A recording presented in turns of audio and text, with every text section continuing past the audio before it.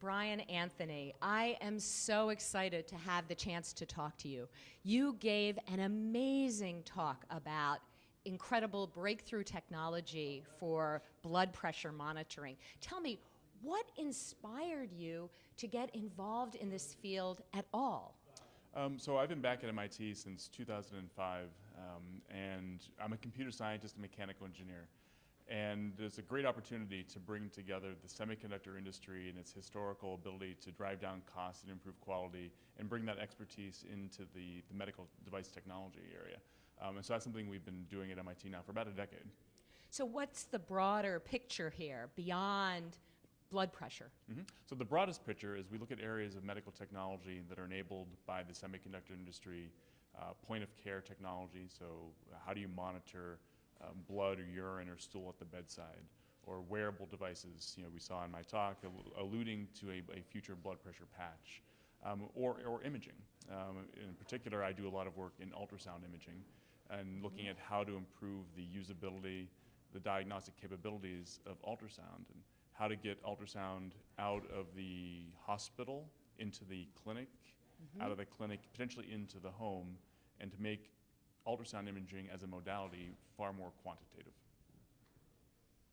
That's fascinating. So there may come a time when we individuals in our homes will be able to better track our day-to-day healthiness? Our day-to-day healthiness, but also if you imagine a scenario where, say you were an individual particularly at risk for breast cancer. This is a grand challenge that I've painted for my students. And this is 10 years ago, this was a crazy idea, but it's actually potentially in the realm of feasibility now. If you're a woman particularly at risk for breast cancer, the recommendations on when you get a mammogram are constantly changing.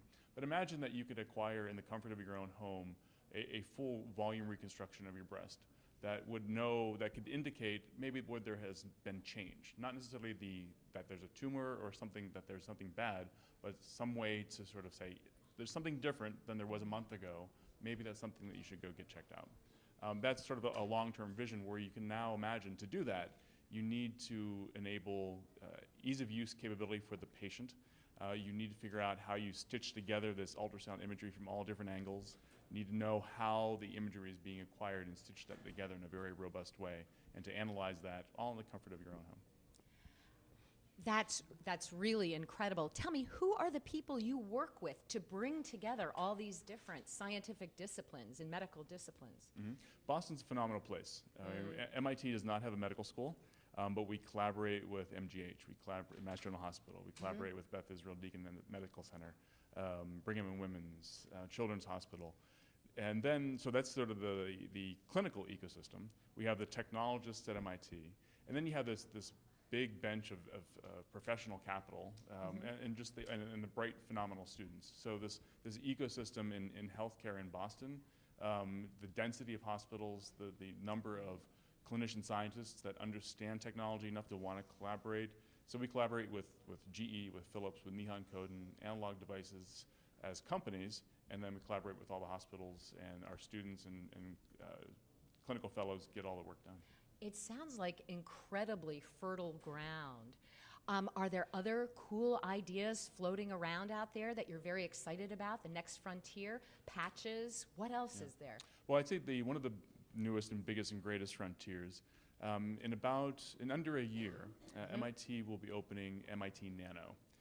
This is a new 200,000 square foot facility that is a set of capabilities that allow us to do device fabrication and manipulation at the nano scale. And the first research center of excellence that we're enabling with MIT Nano is in sensors. Not just in medical sensors, but in sensors for man, machine, person, environment, and ecosystem, to enable this next generation of data sources that the IoT, big data industry is going to be starting for in the not too distant future. So really leveraging our experience and bringing together industry and academia in medical technology, and now amplifying that and doing that in many other sectors through this new capability, this central resource that MIT is building. Well, now I want to ask you a little bit about you. What were you like as a child? Were you one of these just exceptionally curious kids? Do you see any connection between who you were as a youngster and what you do now? I broke a lot of things. So I have to be careful because my son is just sitting right over there, so he's going to learn some stuff that he may not already know. No, so I actually, I had a very interesting childhood. I lived in about 20 different places before I started college. I wasn't a military brat, I was a restaurant brat. My father worked for some of the larger hotel and restaurant chains as a troubleshooter. So we'd be 6 months here, a year here. But I got my cooking skills, my love of food from my father, who was a chef in addition to doing this. And my mother, when we would buy houses or stay in places, we would typically buy places that needed a little bit of love and fixing up. So I learned my engineering skills from my mother. We'd do plumbing and the carpentry from her. So, so I had a very hands-on childhood growing up. Well, I'll tell you, I was going to wrap up by asking you how your blood pressure was while you were up on stage during the talk. But after hearing about your childhood, I feel like saying, so what are you cooking up next? Except I already asked that question. Well, I am very curious. I do, at some point, I want to not only instrument myself, I would love to do a study where we just instrument speakers in general. Even somebody like myself, I give talks all the time. But I know my blood pressure goes up. It's just a natural response. So I'd be very curious to see if I get better as the talk goes on and what that looks like. So that's just from personal curiosity. That's something that I want my technology to enable in the future. Well, you're giving us the tools to know a whole lot more about how we function at various times. And it gives us perhaps more control. So we're not walking around in the dark about things that we could actively improve or make changes in, wouldn't you say? More control and more visibility, more awareness. Yes. We really don't know what our physiological signals look like in the context of daily living as we're doing our normal activity. Most of the data that we have on ourselves, most of the information, is acquired when you're sick and you're at the hospital. You're already sick, you're already at the hospital, and many people suffer from white coat hypertension, which is your blood pressure goes up when you see the doctor.